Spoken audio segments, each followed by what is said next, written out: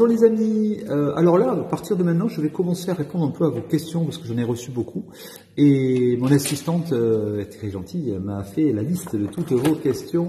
Alors regardez, j'en ai là, j'en ai là, j'en ai là. Ah, j'en ai partout. Je dois avoir 300 questions. Je ne pourrai pas répondre à toutes, mais je vais essayer au cours des prochains Sakura Flash de répondre à la plupart d'entre elles.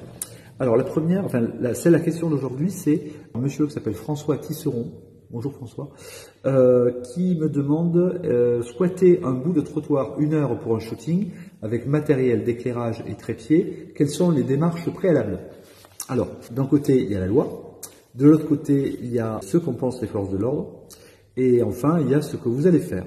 Alors, je vais vous expliquer quelle est la loi. Alors la loi, elle vous dit que dans l'espace public, vous avez le droit de faire des photos. Parce que la photographie est un moyen d'expression, et en tout cas dans les pays démocratiques, de la liberté d'expression, donc vous avez le droit de photographier tout ce que vous voulez, évidemment avec un certain nombre de limitations. Pas le droit de photographier des choses hors la loi, bien entendu, sauf si vous êtes journaliste. Vous n'avez pas le droit de photographier des bâtiments déposés, l'INPI.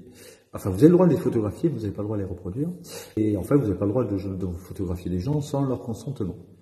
Sauf s'ils sont dans l'espace public en train de manifester publiquement et que ça ne porte pas atteinte à eux. Enfin, ça, il y a un cadre comme ça, mais généralement, si c'est une foule, il n'y a pas de souci. Si c'est quelqu'un que vous identifiez dans une foule, fait atteinte à son image, je ne sais pas, quelqu'un en train de pisser contre un mur, par exemple, théoriquement, c'est illégal. Voilà, même si lui-même fait quelque chose qui ne l'est pas. Bon, ça, c'est autre chose.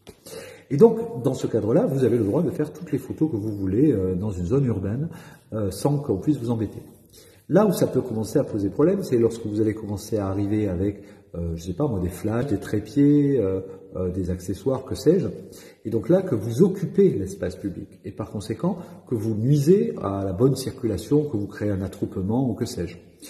Et là, théoriquement, les forces de l'ordre sont en droit, légalement, comme c'est leur job, pour une fois c'est un de leurs jobs normal, c'est de vous dire, écoutez, là vous empêchez les gens de passer, vous ne pouvez pas faire ça, circulez s'il vous plaît. Voilà. Donc c'est pour ça que si vous faites une photo à l'arrache, 3 photos, il y a un flash, vous prenez un assistant pour tenir le flash, vous faites votre photo, vous emmerdez pas avec ça.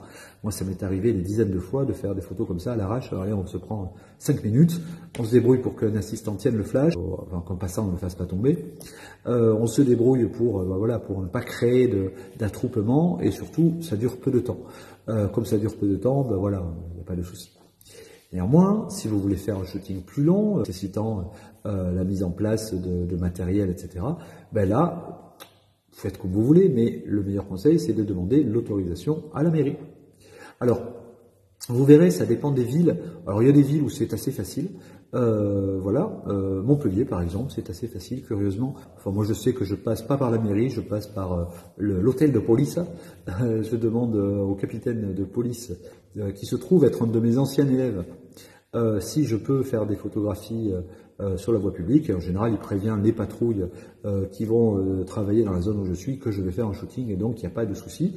Mais évidemment, ça fonctionne si moi, de mon côté, je respecte les règles du jeu, c'est-à-dire que je fasse pas quelque chose de problématique, que je fasse pas poser des nanas à poil au milieu de l'autoroute. D'abord parce que ça serait dangereux pour les nanas en question, et puis surtout ça serait dangereux pour les automobilistes qui se percuteraient en regardant les filles. Donc, évidemment, en respectant les lieux, les gens et toutes les choses. Par ailleurs, il peut arriver, dans certains cas, qu'on ait besoin de faire des shootings particuliers qui pourraient poser problème aux gens, je sais pas, parce qu'on fait, je sais pas, une image peut-être irrespectueuse pour la religion. Dans ce cas-là, on va demander une autorisation particulière et on va bloquer la zone où on va travailler.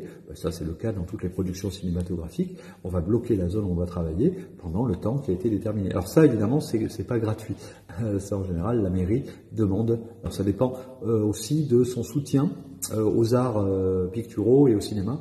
Des villes qui sont très en avance là-dessus, qui vont beaucoup vous aider et qui vont vous apporter des solutions. Et puis il y a d'autres villes où c'est très compliqué. Voilà, et où on sent que la mairie, elle n'est pas très respectueuse des artistes et de l'art vivant. Mais bon, voilà, c'est autre chose. Voilà, donc, François, en gros, c'est simple. C'est, si tu fais un petit shooting rapide, ne t'encombre pas de demandes officielles, etc. Fais-le. En revanche, ne le fais pas seul.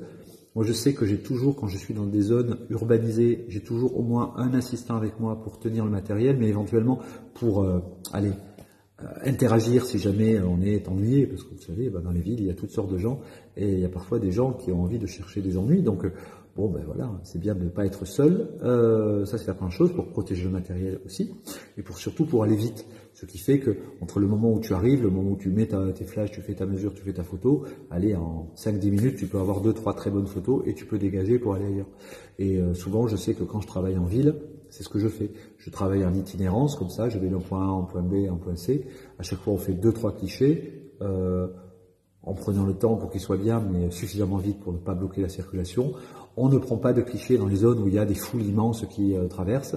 Voilà, on cherche plutôt des rues tranquilles.